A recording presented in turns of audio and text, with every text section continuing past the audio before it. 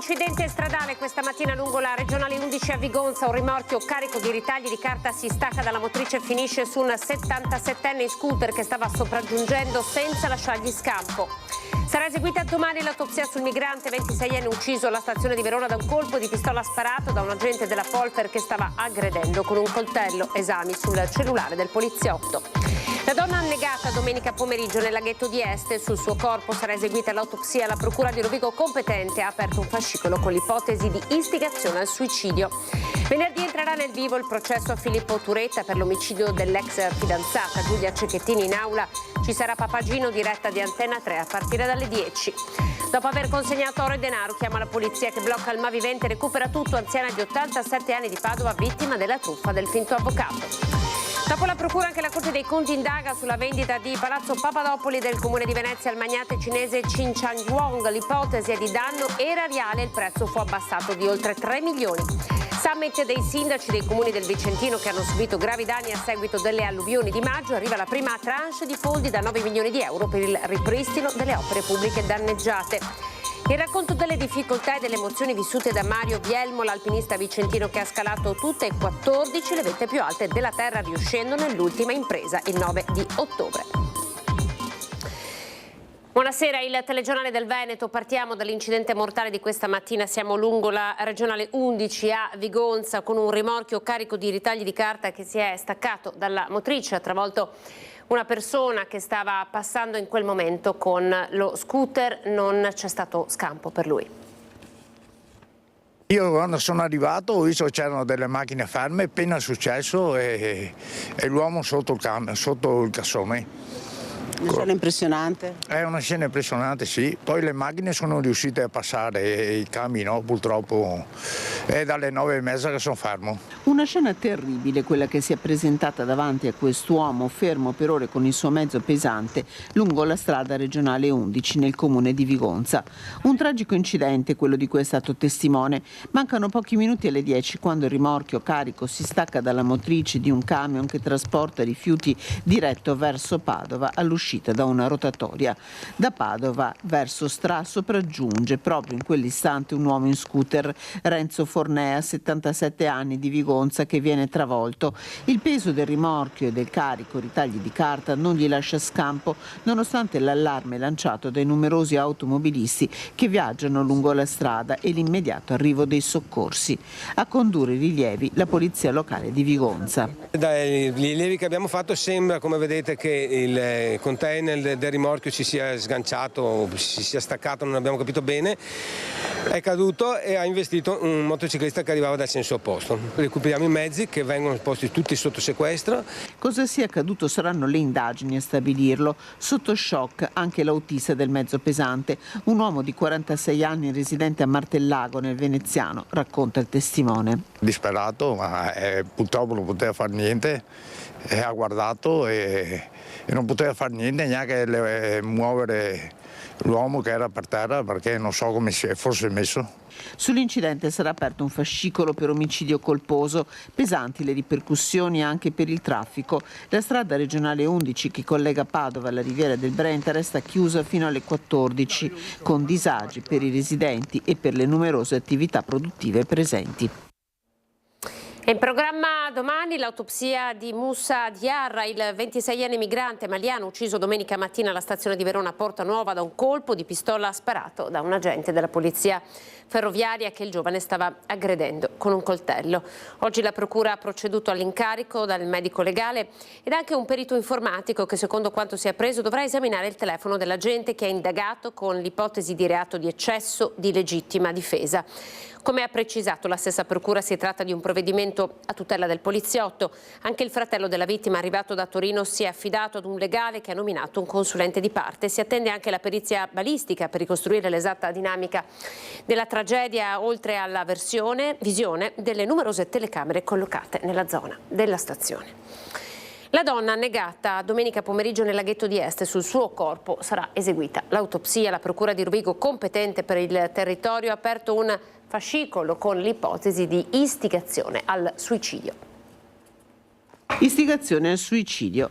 Con questo capo di imputazione, la Procura di Rovigo ha aperto un fascicolo di indagine sulla morte di Rossella Zanin, la 59enne di Este, annegata domenica pomeriggio nel laghetto di un circolo sportivo, l'Oasi No Stress.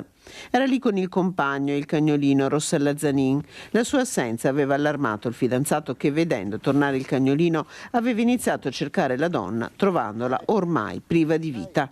La causa della morte era stata inizialmente ricondotta a un incidente, il tentativo di seguire il cane dentro l'acqua o a un malore, ma la procura, che ha affidato le indagini ai carabinieri, vuole chiarire alcune circostanze, in particolare l'ora del decesso e le sue cause.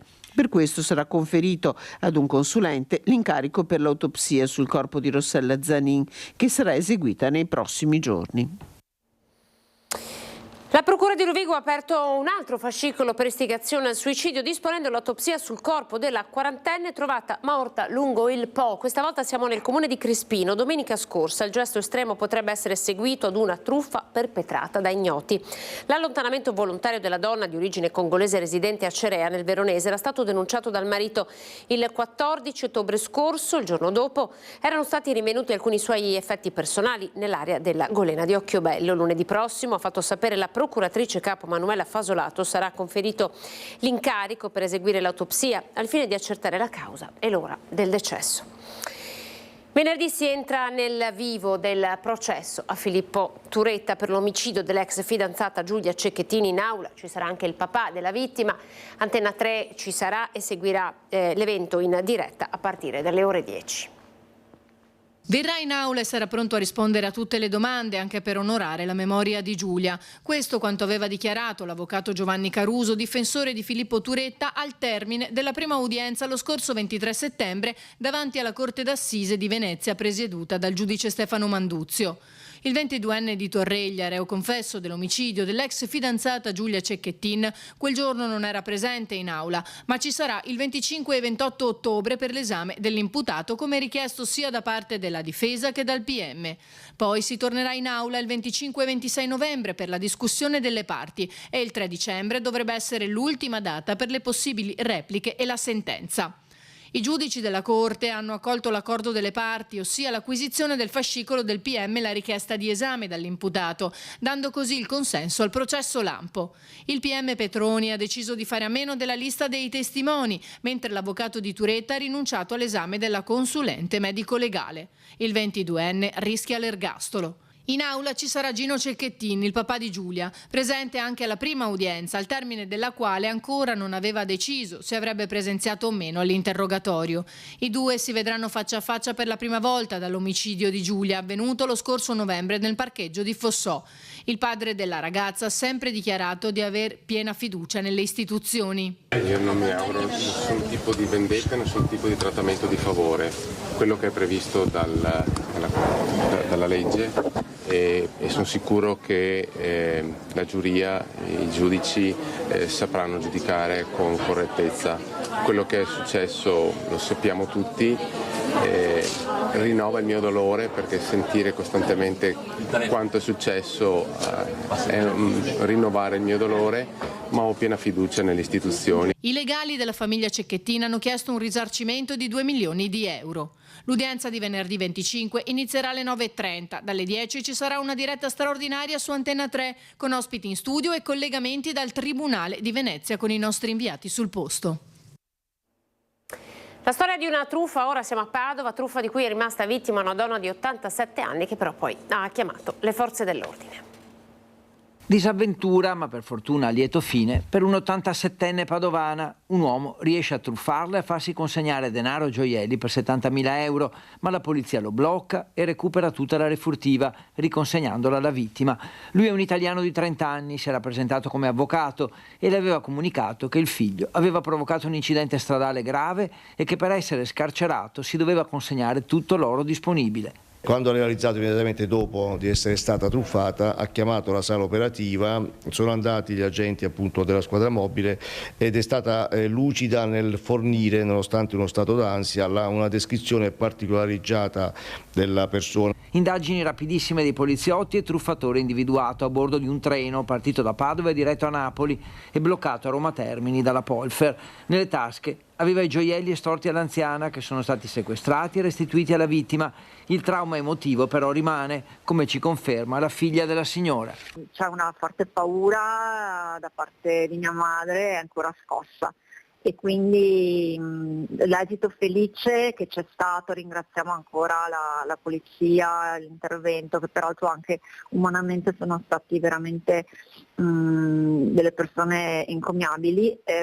A questo si aggiunge comunque, soprattutto per le persone anziane che sono anche sole o comunque hanno bisogno di aiuto, l'impatto emotivo è veramente molto forte. Scatta una sorta, per pudore quasi di timore o di vergogna a dirlo ai familiari, e talvolta possono verificarsi anche dei veri e gravi casi proprio anche di depressione. Sicuramente l'aver recuperato la refurtiva e l'aver ridato il sorriso ad una signora che aveva subito questa disavventura, per noi questo ci gratifica molto. L'invito in questi casi è di prestare massima attenzione alle richieste di denaro insolite e di rivolgersi sempre, in caso di dubbi, alle forze dell'ordine. Siamo a Venezia, dopo la procura anche la Corte dei Conti indaga sulla vendita di Palazzo Papadopoli, l'ipotesi è quella di danno erariale. La vendita di Palazzo Poerio Papadopoli, ex sede della polizia locale, all'imprenditore cinese Chin Kiat Kuong per aprirci un albergo, rappresenta un danno erariale per le casse del Comune di Venezia? Dopo la procura, anche la Corte dei Conti indaga sulla vendita al magnate di Singapore dell'immobile comunale, inizialmente stimato 14 milioni di euro, poi scesi a 10 milioni e 800 mila. In questi giorni sono stati una quindicina, compresi il sindaco Luigi Brugnaro, i politici, dirigenti e funzionari del Comune di Venezia, che hanno ricevuto il provvedimento della procura contabile che mette in mora i presunti responsabili. Oltre al sindaco ci sono l'ex assessore Renato Boraso, il capo di gabinetto Morris Cerone e il vice Derek Donadini. In una nota, Caffarsetti ha precisato che l'azione della Corte dei Conti si pone sostanzialmente come un atto dovuto conseguente all'indagine penale in corso. La vendita del palazzo rappresenta infatti uno dei filoni su cui indagano i magistrati che conducono la cosiddetta inchiesta Palude. Secondo l'impianto accusatorio, la vendita dell'edificio pubblico con un abbassamento di prezzo superiore ai 3 milioni di euro si inquadrerebbe in un'operazione più ampia, facilitare un'altra vendita sempre all'imprenditore cinese, quella dell'area dei Pili, di proprietà di Brugnaro, dove realizzare un enorme progetto immobiliare. Questo luglio, nel decreto di perquisizione a Derek Donadini, i magistrati scrivevano che Brugnaro, Cerone e Donadini concordavano con Cing il versamento di 150 milioni di euro in cambio della promessa di far approvare, grazie al loro ruolo all'interno dell'ente comunale, il raddoppio dell'indice di edificabilità sui terreni in questione e l'adozione di tutte le varianti urbanistiche necessarie all'approvazione di un progetto edilizio ad uso anche commerciale e residenziale della volumetria di 348.000 metri quadri. Ricostruzioni smentite con decisione più volte in tutte le sedi dal sindaco Luigi Brugnaro, che rivendica l'aver sempre svolto l'incarico di primo cittadino come un servizio alla comunità. So di avere la coscienza non pulita, pulitissima, non aver fatto nulla. Le storie che mi riguardano sono legate al solito discorso di Pili e tutto quello che ci va dietro dal 2015, conflitto di interesse che non c'è. L'ho già detto, non ho fatto mai niente di male. Siamo a Malo, nel Vicentino, il summit dei sindaci che hanno subito gravi danni a seguito delle alluvioni di maggio. Arrivano i primi 9 milioni. Comuni del Vicentino devastati dall'alluvione di maggio. Una trentina, quelli riuniti ieri a Malo per fare il punto della situazione con il commissario straordinario e capire l'iter procedurale per ottenere i fondi necessari al ripristino del patrimonio pubblico gravemente danneggiato. Per quanto riguarda la provincia di Vicenza, arriveranno circa 9 milioni rotti per la prima tranche. Diciamo che è stato un incontro importante perché abbiamo avuto, diciamo così, il confronto diretto con il commissario, che è stato molto disponibile e assieme al suo staff ci ha spiegato un po' l'iter procedurale per quello che riguardano gli indennizi che i vari comuni per la parte pubblica, diciamo così, avranno possibilità di avere accesso. Si tratta di una prima tranche di risorse destinate al Vicentino per far fronte ai danni subiti dalle opere pubbliche.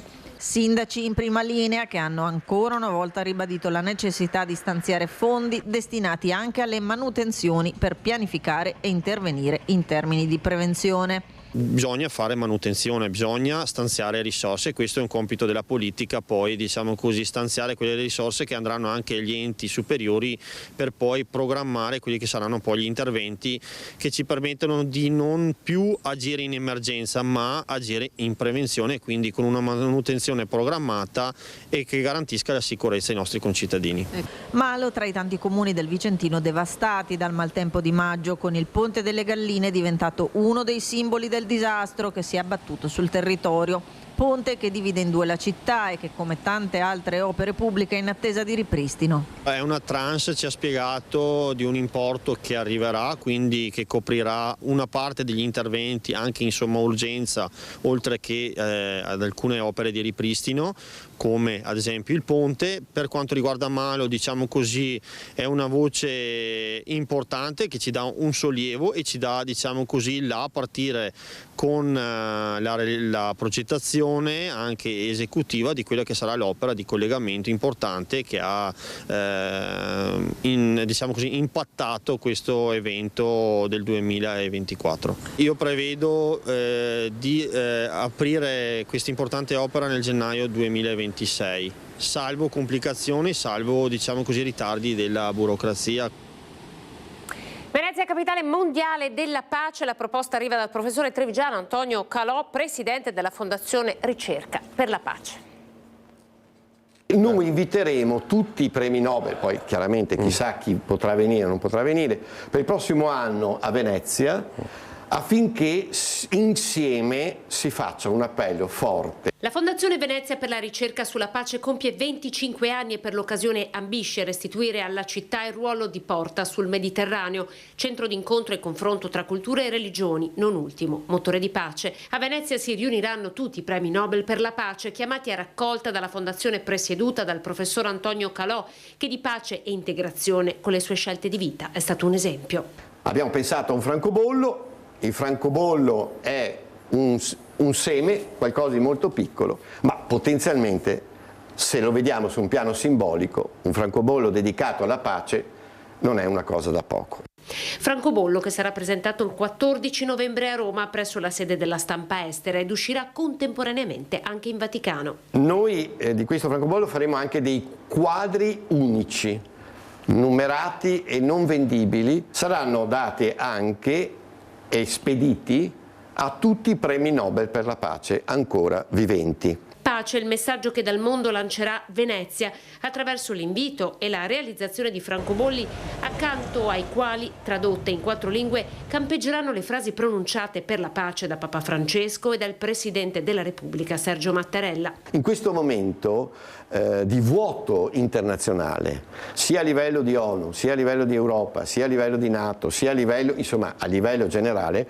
io credo che un messaggio forte possa servire. Il 10 dicembre 2025, anniversario della Dichiarazione dei diritti, partirà una staffetta da San Vito di Cadore a correre per chiedere una tregua olimpica dalle guerre gli studenti delle scuole venete che porteranno la fiaccola olimpica fino a Cortina. Mario Vielmo, alpinista vicentino che ha scalato tutte e 14 le vette più alte della Terra senza l'utilizzo supplementare di ossigeno, si racconta, è riuscito nell'ultima impresa il 9 di ottobre. È un sogno che rincorro praticamente da 28 anni, per cui gli ultimi passi di questa vetta sono stati, penso, il momento più emozionante della mia vita. È l'emozione più grande, quella vissuta dall'alpinista vicentino, primo in Veneto riuscito nell'impresa di toccare le cime dello Shisha Pangma all'interno della catena himalayana in territorio cinese, completando così tutti 14 8000 della Terra. Impresa compiuta senza l'ausilio dell'ossigeno supplementare, è il 9° alpinista a livello nazionale ad ottenere questo risultato, il 20° a livello mondiale. Ci trasmette il suo bagaglio di emozioni, le difficoltà nella salita, sciolte alla vista del sole, l'abbraccio del calore per poter dire è fatta dopo una scalata notturna a -30 gradi. Anche quel semplice raggio mi ha riscaldato prima la mente, ecco, e quindi mi ha dato la forza di continuare, perché lì ho avuto durante la notte, insomma, ci sono stati dei momenti in cui volevo anche scendere per il freddo e il vento, insomma è stata veramente impegnativa, però poi quando ho visto sorgere il sole ho detto dai che è fatta. Un'avventura tanto bella quanto pericolosa, nelle parole della guida alpina di Lonigo, che è stata ricevuta dal sindaco di Vicenza Giacomo Possamai e quello di Lonigo Pierluigi Giacomello.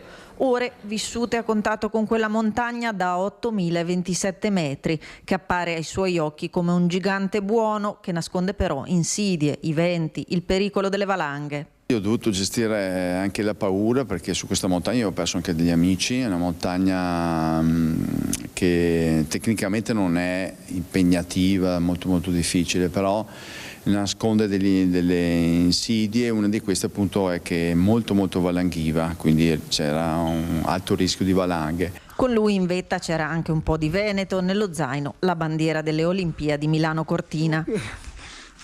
La bandiera delle Olimpiadi di Cortina Milano 2026. Esperienza che si conclude con un invito ai giovani ad avvicinarsi alla montagna, elemento che serve a liberare la mente dai cattivi pensieri ed unire. La montagna ci aiuta a capire il rapporto uomo e natura, e dopo unisce, quindi crea nuove amicizie, si parla, si dialoga, per cui una gita in montagna lo consiglio a tutti i giovani. Ci fermiamo all'ultimo servizio, grazie per essere stati in nostra compagnia. Come sempre in chiusura siamo alle previsioni del tempo. Arrivederci.